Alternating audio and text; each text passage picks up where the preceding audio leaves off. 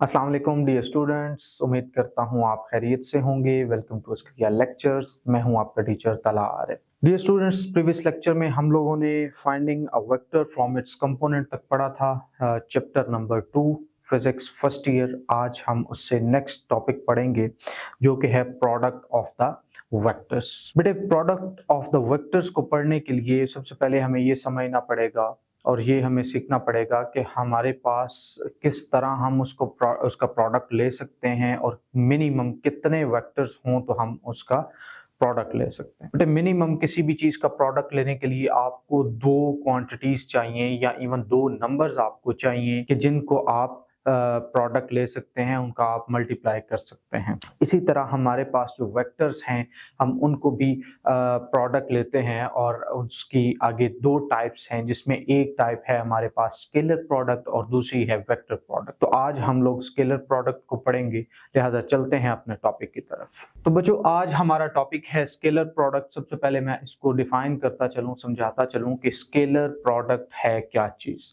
Scalar product, जैसे कि board पे मैंने लिखा है, the product of two quantities, vector quantities gives the scalar quantity, then the product is called the scalar product. यानी कि आप कोई सी भी दो वेक्टर क्वांटिटीज को लें, फिर उसका प्रोडक्ट लेते हैं, तो एज अ रिजल्ट जो आपको स्केलर क्वांटिटी मिलती है उसको हम क्या कहते हैं? Scalar product.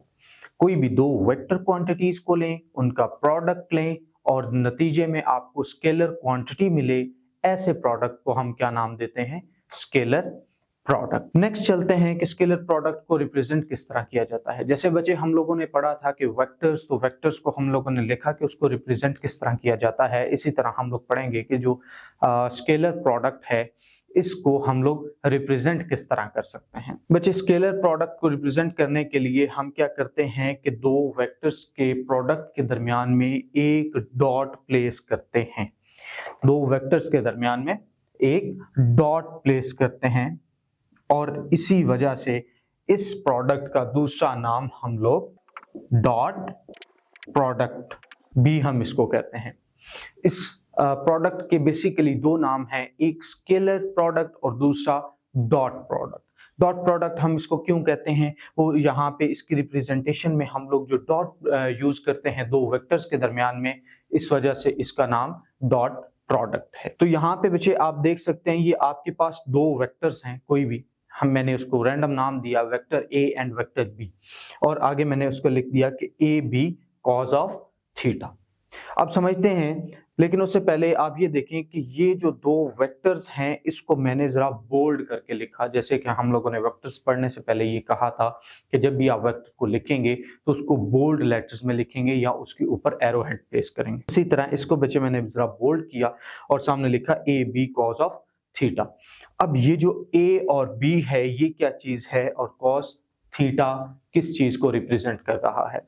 बच्चे, A and B are the magnitude of vector A and B and theta is the angle between two vectors। बच्चे, A और B जो कि मैग्नीट्यूड है उसको समझते हैं कि वो क्या है। जब हम लोगों ने इस चैप्टर को स्टार्ट किया था तो मैंने ये आपको समझाया था कि magnitude is the numeric value. ठीक है, ये कोई भी न्यूमेरिक वैल्यू होगी, यानी 4, 5, 6 कोई भी नंबर होगा जो आपको बताएगा, या मैंने लिखा था मिकदार, हाउ मच। ठीक है, तो ये किसी भी चीज की उसके न्यूमेरिक वैल्यू को रिप्रेजेंट करेगा और थीटा जो है वो angle between the two vectors होगा। जैसे कि मैंने यहाँ पे एक डायग्राम बनाई है, एक वेक्टर ए है, दूसरा वेक्टर बी है, तो इन दो वेक्टर्स के दरमियान का जो एंगल है ये आपको क्या रिप्रेजेंट कर रहा है यहाँ पे? Cause of theta. इसमें एक आपकी बुक पे पॉइंट लिखा हुआ है कि A dot B is equal to component of A along B and similarly B dot A is equal to component of B along A। ये क्यों हम लोग समझ लिखते हैं या क्यों हम लोग इसको पढ़ते हैं component of A along B? बेटे, component of A along B से मुराद ये है कि दो वेक्टर्स हैं आपके पास, ठीक है, वो अगर तो यूं हैं यानी कि सेम डायरेक्शन में है तो फिर तो इसमें कंपोनेंट्स की जरूरत नहीं है। लेकिन अब इस केस में आपके पास एक वेक्टर इस डायरेक्शन में और दूसरा वेक्टर इस डायरेक्शन में जा रहा है, तो आप ये बताना चाह रहे हैं कि वेक्टर ए जो है वो वेक्टर बी की डायरेक्शन में कितना है। या कितना एग्जिस्ट करता है। तो इस वजह से आप फिर लिखते हैं कि component of vector A along B, यानी कि बी की डायरेक्शन में वेक्टर ए जो है वो कितना मूव कर रहा है। फिर हम इसको कंपोनेंट्स में रिजॉल्व करते हैं। सिमिलरली अगर हमने ये देखना हो कि बी डॉट ए, तो इट्स मीन कि जो वेक्टर बी है ये वेक्टर ए के अलोंग कितना है या उसकी डायरेक्शन में कितना मूव कर रहा है। अच्छा, अब ये कंपोनेंट्स को फाइंड आउट करने का एक तरीका है कि आपने ए डॉट बी को फाइंड आउट किया, आपने कहा component of A along B, यानी कि जो ए है वो बी की डायरेक्शन में कितना मूव कर रहा है। तो बेटे आपने हमेशा इसको फाइंड आउट करने के लिए क्या करेंगे कि जहां भी ये वेक्टर खत्म हो रहा है वहां से एक प्रोजेक्शन एंगल गिराएंगे। प्रोजेक्शन एंगल से मुराद होता है 90 डिग्री पे एक एंगल गिराएंगे, ठीक है, डॉटेड लाइन से आप शो कर रहे हैं। तो अब आपके पास इसके दो कंपोनेंट्स बनेंगे। किस तरह कि ये वाला आपका कंपोनेंट को क्या हो जाएगा, ए एक्स हो जाएगा, और ये आपके पास क्या हो जाएगा, ए वाई हो जाएगा। Similarly component of B along A find out करना है तो आप प्रोजेक्शन ड्रॉ करेंगे इस डायरेक्शन में, ठीक है। अब आप ये देख सकते हैं कि आपने बी से ए की तरफ एक प्रोजेक्शन एंगल गिराया जो कि हमें ये बता रहा है कि वेक्टर ए के अलोंग वेक्टर बी कितना एग्जिस्ट करता है। चलते हैं बच्चे इसकी एग्जांपल्स की तरफ। तो एग्जांपल क्या आएगी जी, स्केलर क्वांटिटी की। स्केलर क्वांटिटी की या स्केलर प्रोडक्ट की आपके पास एग्जांपल है यहाँ पे वर्क। इसको मैंने थोड़ा सा एक्सप्लेन किया है कि work is example of scalar product. किस तरह के वर्क का फॉर्मूला होता है बेटे, force into displacement. Force into displacement. बच्चे जब हम लोगों ने वेक्टर्स को स्टार्ट किया था तो तब हम लोगों ने इस चीज को पढ़ा कि फोर्स जो है वो एक वेक्टर क्वांटिटी है। किस तरह कि मैंने आपको बताया कि आप किसी भी जगह पे फॉर एग्जांपल इस बोर्ड के ऊपर ही 5 न्यूटन फोर्स अप्लाई कर रहे हैं, तो फिर आप ये बताते हैं कि भाई आप 5 न्यूटन फोर्स इसके ऊपर इस डायरेक्शन में अप्लाई कर रहे हैं, ठीक है। इसी तरह डिस्प्लेसमेंट, तो डिस्प्लेसमेंट का मतलब क्या होता है कि जी आप अपनी पोजीशन चेंज कर रहे हैं, ठीक है, विद रिस्पेक्ट टू टाइम। तो आपने किस डायरेक्शन में अपनी पोजीशन चेंज की, तो ये भी एक वेक्टर है। क्यों कि कोई भी ऐसी क्वांटिटी जो कि अपनी मैग्नीट्यूड के साथ साथ डायरेक्शन भी रखती हो वो क्या, कौन सी क्वांटिटी कहलाती है, वेक्टर। तो यहाँ पे हमारे पास फोर्स जो है वो भी एक वेक्टर क्वांटिटी है और डिस्प्लेसमेंट जो है वो भी एक वेक्टर क्वांटिटी है। और जब ये दोनों आपस में इनका प्रोडक्ट लिया जाता है तो आपको मिलता है वर्क, जो कि एक स्केलर क्वांटिटी है। वर्क का सिर्फ और सिर्फ मैग्नीट्यूड होता है, उसकी कोई भी डायरेक्शन नहीं होती। इसी तरह मैंने दो और एग्जांपल इसके साथ लिख दी हैं कि power and electric flux. Next चलते हैं बच्चे properties of the scalar product. Properties क्या हैं स्केलर प्रोडक्ट की? पहली प्रॉपर्टी मैंने बोर्ड पे लिखी कि ये कम्यूटेटिव प्रॉपर्टी को होल्ड करता है। अब ये कम्यूटेटिव प्रॉपर्टी क्या है? कम्यूटेटिव प्रॉपर्टी आसान लफ्जों में बताऊं तो जब आप नंबर्स के ऑर्डर्स को चेंज कर देते हैं और फिर उसका प्रोडक्ट लेते हैं और उसके जवाब पे कोई फर्क ना पड़े तो आपके पास क्या कहलाता है जी? कम्यूटेटिव प्रॉपर्टी कहलाती है। यानी कि आप जब ऑर्डर को आगे पीछे कर दें और अगेन आप उसका प्रोडक्ट लें तो उसके जवाब पे कोई फर्क ना पड़े, तो आपके पास कौन सी प्रॉपर्टी होती है जी? Commutative property. तो स्केलर प्रोडक्ट जो है वो भी कौन सी प्रॉपर्टी होल्ड करता है? कम्यूटेटिव प्रॉपर्टी को होल्ड करता है, जिसको लिखा गया है कि A dot B is equal to A B cos of theta, और बी डॉट ए को आप लिख सकते हैं B A cos of theta. नीचे मैंने लिखा कि A dot B is equal to B dot A, लिहाजा आप ए डॉट बी को लिखें या बी डॉट ए को लिखें, आपके पास जवाब क्या आएगा? सेम आए। नेक्स्ट प्रॉपर्टी पे चलते हैं बेटे। नेक्स्ट प्रॉपर्टी है आपके पास के ऑर्थोगोनल वेक्टर्स। अब ये कौन से वेक्टर्स होते हैं जी? ये वेक्टर्स होते हैं परपेंडिकुलर वेक्टर। वो वेक्टर्स जो आपस में परपेंडिकुलर हो, यानी उनके दरमियान एंगल कितना हो? 90 डिग्री का।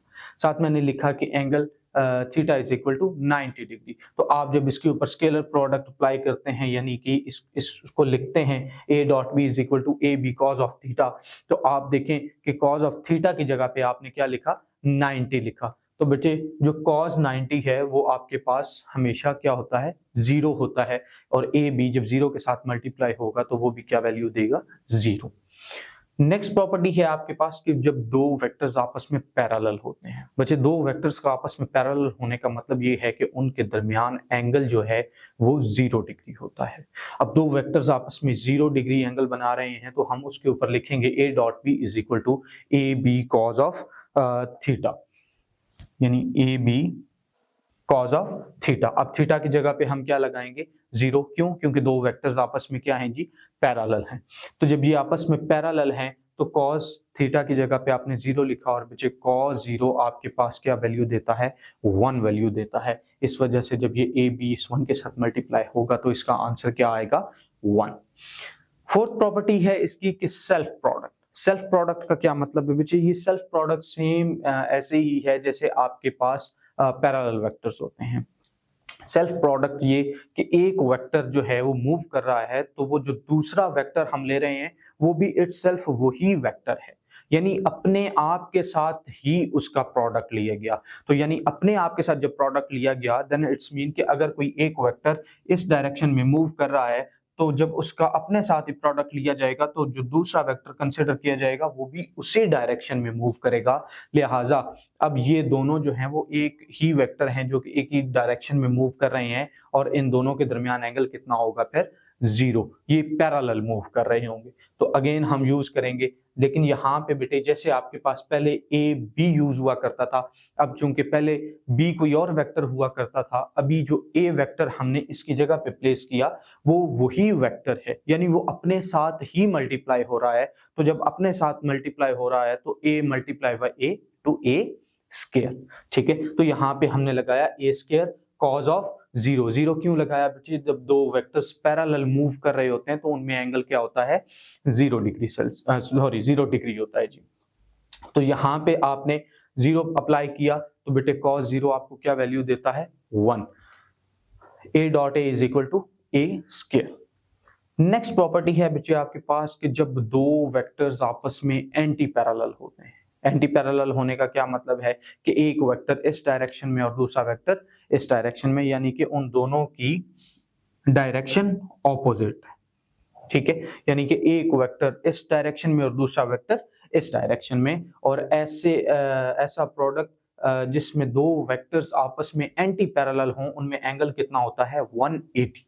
तो आप अगेन लिखेंगे a dot B is equal to A B cos of 180।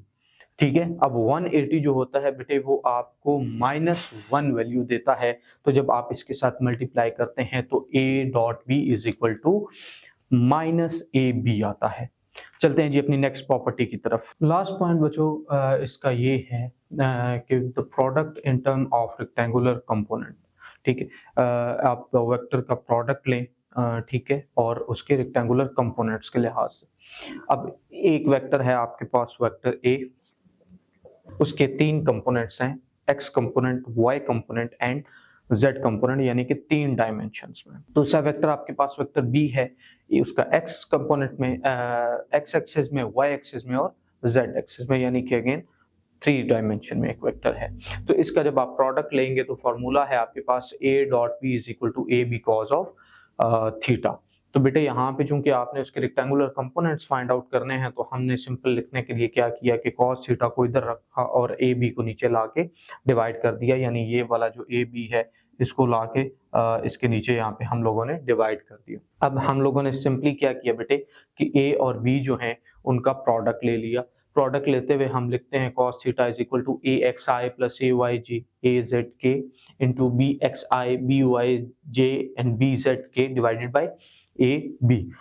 अब यहाँ पे हमारे पास जो आंसर आता है वो आता है A X B X A Y B Y A Z and B Z. अच्छा, अब बच्चे ये आंसर किस तरह आया हमारे पास, यानी कि ये हमारे पास पूरी एक टर्म है उसको मल्टीप्लाई किया और हमारे पास सिर्फ आंसर ये आया, ये किस तरह है। तो बेटा ये मैंने इसको थोड़ा सा नीचे सॉल्व कर दिया अलग से कि जब आपके पास ए एक्स मल्टीप्लाई करने का तो तरीका ये है कि आप इस ए एक्स को लेंगे और फिर इसको इस कंप्लीट वैल्यू के साथ मल्टीप्लाई करेंगे। देन आप ए वाई को लेंगे और इस कंप्लीट वैल्यू के साथ मल्टीप्लाई करेंगे। फिर आप ए जेड को लेंगे और फिर आप इसको इस कंप्लीट वैल्यू के साथ मल्टीप्लाई करेंगे। ठीक है, तो बेटे जब आप मल्टीप्लाई करते हैं तो ए एक्स और बी एक्स आपको 1 देता है। ए एक्स और बी एक्स आपको 1 देता है। ये किस तरह पता चला हमें, ये बेटे हमें इस तरह पता चला कि हमारे पास 3 एक्सिस होते हैं, एक्स एक्सिस, वाई एक्सिस और जेड एक्सिस। अब ए एक्स और बी एक्स का वन आंसर देने का क्या मतलब है, उसका मतलब ये है कि एक वेक्टर है वो भी एक्स कंपोनेंट में और दूसरा वेक्टर है वो भी एक्स कंपोनेंट में मूव कर रहा है, यानी कि दोनों वेक्टर्स हैं वो एक ही डायरेक्शन में मूव कर रहे हैं, एक ही एक्सिस के अलोंग मूव कर रहे हैं। तो जब दो वेक्टर्स आपस में पैरेलल होते हैं, यानी कि वो एक ही एक्सिस के अलोंग मूव कर रहे होते हैं, तो उनमें एंगल कितना होता है, 0। तो आपके लिए मैं यहाँ पे सॉल्व कर देता हूँ कि अगर आपके पास ए डॉट बी है तो आपका क्या आएगा, ए बी कॉज ऑफ 0। तो बेटे जब कॉज ऑफ 0 होता है तो आपको आंसर क्या मिलता है, 1 मिलता है, यानी ए बी। उसी तरह यहाँ पे आपके पास ए एक्स इंटू बी एक्स था तो आपको आंसर मिला 1। नेक्स्ट चलते हैं, अब इस ए एक्स को हमने इस बी वाई से मल्टीप्लाई किया तो 0 आंसर आया। बेटे 0 आंसर आना यहाँ पे क्यों बनता है, क्योंकि एक हमारे पास वेक्टर है जो कि एक्स कंपोनेंट में यानी कि एक्स एक्सिस के अलोंग है और दूसरा वेक्टर है वो हमारे पास वाई एक्सिस के अलोंग है। तो ऐसा कोई भी वेक्टर प्रोडक्ट जिसमें एक वेक्टर एक्स एक्सिस के अलोंग हो और दूसरा वेक्टर वाई एक्सिस के अलोंग हो तो उन दोनों के दरमियान में एंगल कितना होता है, 90 डिग्री। तो अगेन यहाँ पे जब हमने उसकी प्रॉपर्टी पढ़ी थी कि जब दो वेक्टर्स के दरमियान एंगल 90 होगा तो यहाँ पे जब आप 90 प्लेस करेंगे तो 90 एंगल आपको क्या देता है, यानी cos 90 0 देता है। इस वजह से आपका प्रोडक्ट क्या हो गया, 0। फिर आपके पास आता है A X into B Z. Again वही बात बचे कि जब आपका तीसरे एक्सिस में एंगल जाएगा तो फिर उन दोनों के दरमियान जो एंगल है वो आपको क्या दे देगा, 0 दे देगा। लिहाजा मतलब क्या है कि जब भी दो वेक्टर्स आपस में पैरेलल होंगे यानी कि वो सेम एक्सिस के अलोंग मूव कर रहे होंगे तब तो उसका आंसर 1 आएगा। लेकिन जब वो किसी और डायरेक्शन में या किसी और कंपोनेंट के साथ मल्टीप्लाई किया जाएगा या उसका प्रोडक्ट लिया जाएगा तो वो आंसर क्या देगा, आपको 0 देगा। सिमिलरली आप देख लें ए वाई बी एक्स आपको 0 दे रहा है लेकिन ए वाई और बी वाई आपको क्या दे रहा है, 1 दे रहा है। ठीक है, यानी कि आपके दोनों वेक्टर्स जो हैं वो एक्स वाई एक्सिस के अलोंग मूव कर रहे हैं, यानी उनके दरमियान एंगल कितना है, 0 है। तो cos 0 आपको आंसर देता है 1। इसी तरह ये आपके पास ए जेड बी एक्स 0 होगा, ए जेड बी वाई 0 होगा, बट ए जेड और बी जेड आपके पास 1 होगा। रीजन क्या है कि जेड एक्सिस के अलोंग आपके दोनों वेक्टर्स मूव कर रहे हैं और दोनों वेक्टर्स आपस में पैरेलल हैं और जब दो वेक्टर्स आपस में पैरेलल होते हैं तो उनमें एंगल थीटा कितना होता है जी, 0 होता है। cos 0 आपको आंसर देता है 1 का। तो अगेन आपके पास आंसर क्या आ जाएगा, 1। इस वजह से आपके पास आया ए X B x plus A Y B Y plus A Z B Z, यानी कि ये जो टर्म्स हैं ये आपके पास कैंसिल हो गई। ठीक है, और बची आपके पास कौन सी, एक ये टर्म, एक आपके पास ये टर्म और एक आपके पास ये टर्म। इन तीनों टर्म्स को आपने क्या किया, ऐड किया और यहाँ पे पुट कर दिया। नीचे वही आपका ए बी और साथ में आपके पास cos थीटा। उम्मीद करता हूँ बच्चे आज का लेक्चर आपको समझ आ गया होगा। मिलते हैं नेक्स्ट वीडियो में। अल्लाह हाफिज़।